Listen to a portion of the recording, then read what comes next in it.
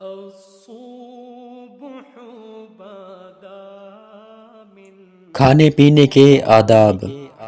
کھانے سے پہلے اور کھانے کے بعد دونوں ہاتھ گٹوں تک دھونا چاہیے۔ بعض لوگ صرف ایک ہاتھ یا انگلیاں دھو لیتے ہیں، بلکہ صرف چٹکی دھونے پر کفایت کرتے ہیں۔ اس سے سنت ادا نہیں ہوتی۔ کھانے سے پہلے ہاتھ دھو کر پونچھے نہ جائیں اور کھانے کے بعد دھو کر رومال یا تولیہ سے پونچھ لیں۔ یہ کھانے کا اثر چکنائی وغیرہ لگی نہ رہے۔ کھانا بسم اللہ پڑھ کر شروع کیا جائے کہ کھانا جو زندگی کی بقا اور جسم کے قیام کا اصلی ذریعہ ہے، اس میں نام خدا کی برکتیں شامل رہیں۔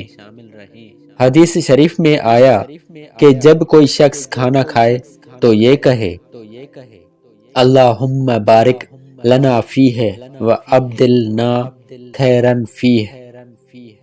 اگر بسم اللہ کہنا بھول جائے تو جب یاد آئے یہ کہہ لے بسم اللہ فی اولہ و آخرہ۔ بسم اللہ بلند آواز سے کہے کہ ساتھ والوں کو اگر یاد نہ ہو تو اس سے سن کر انہیں یاد آ جائے اور کھانے کی برکتیں سب کو حاصل ہوں۔ روٹی پر کوئی چیز نہ رکھی جائے۔ حدیث شریف میں فرمایا کہ روٹی کا احترام کرو کہ یہ چیز جب کسی قوم سے بھاگی ہے تو لوٹ کر نہیں آئی، یعنی ناشکری کی وجہ سے کسی قوم کا رزق چلا جاتا ہے تو پھر واپس نہیں آتا۔ بعض لوگ سالن کا پیالہ یا چٹنی کی پیالی یا نمک دانی وغیرہ روٹی پر رکھ لیتے ہیں۔ ایسا نہ کرنا چاہیے۔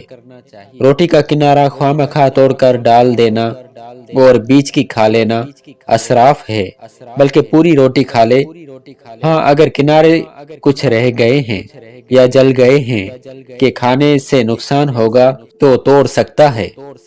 داہنے ہاتھ سے کھانا کھائے اور پانی پیے اور 3 انگلیوں سے کھائے۔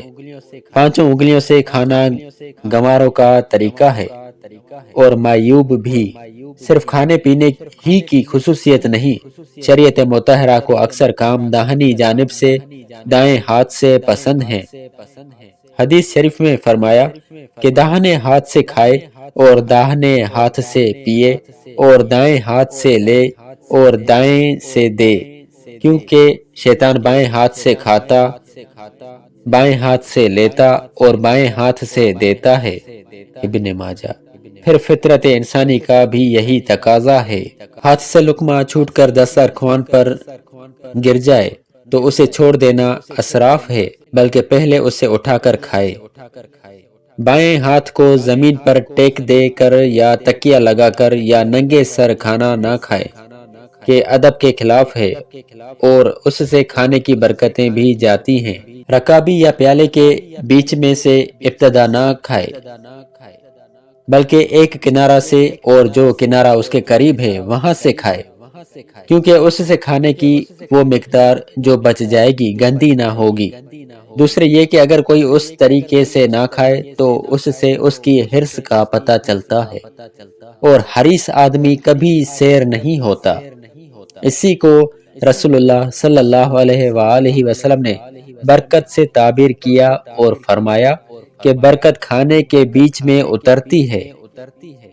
لقمے چھوٹے لے اور خوب چبا کر کھائے۔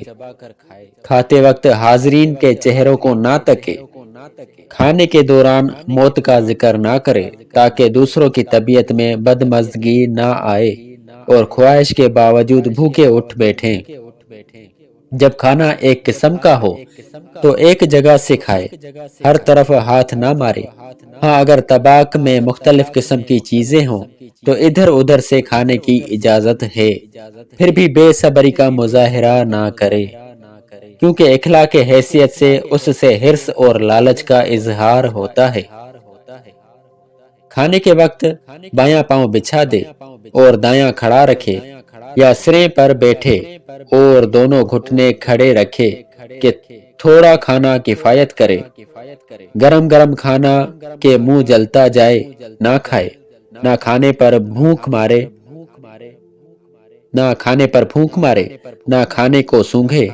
زیادہ گرم کھانا نقصان دہ بھی ہے اور اس سے سیری بھی حاصل نہیں ہوتی۔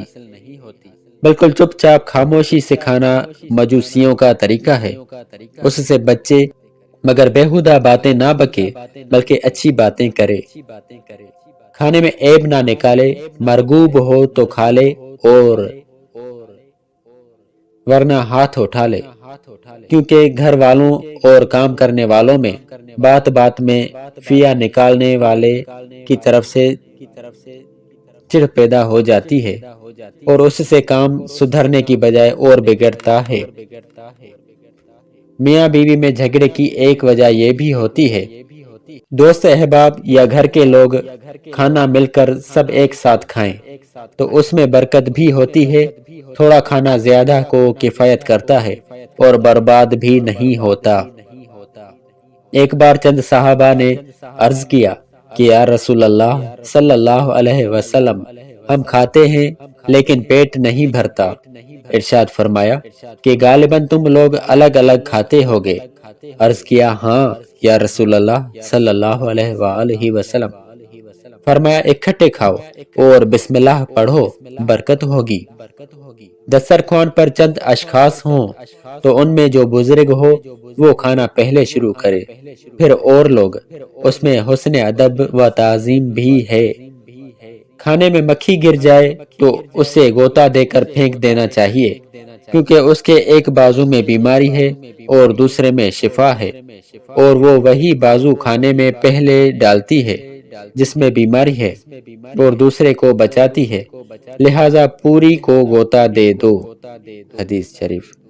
مکھی گرے ہوئے کھانے کو گندا سمجھ کر پھینک دینا اسراف ہے، اور نہ کھانا خواہ مخواہ اپنی لطافت پسندی کو اظہار ہے۔ حضور اقدس صلی اللہ تعالی علیہ وآلہ وسلم کی جان نظافت ہیں، ان کی پیروی شان ایمان ہے۔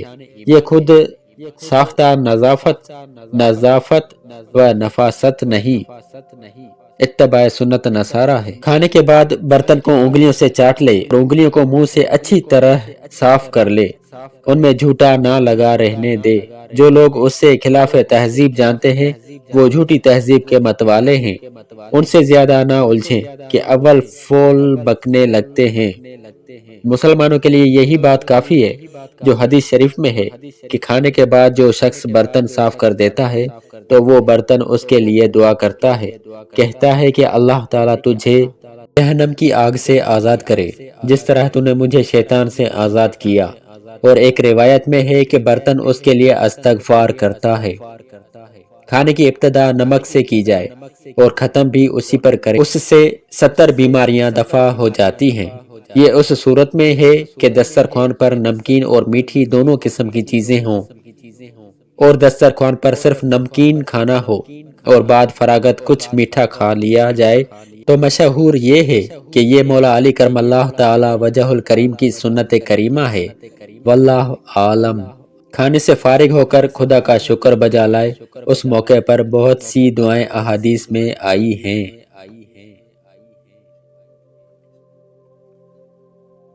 بھی ہمارے چینل کو سبسکرائب کریں اور روزانہ نئی اپڈیٹس کے لیے بیل آئیکن پر کلک کریں۔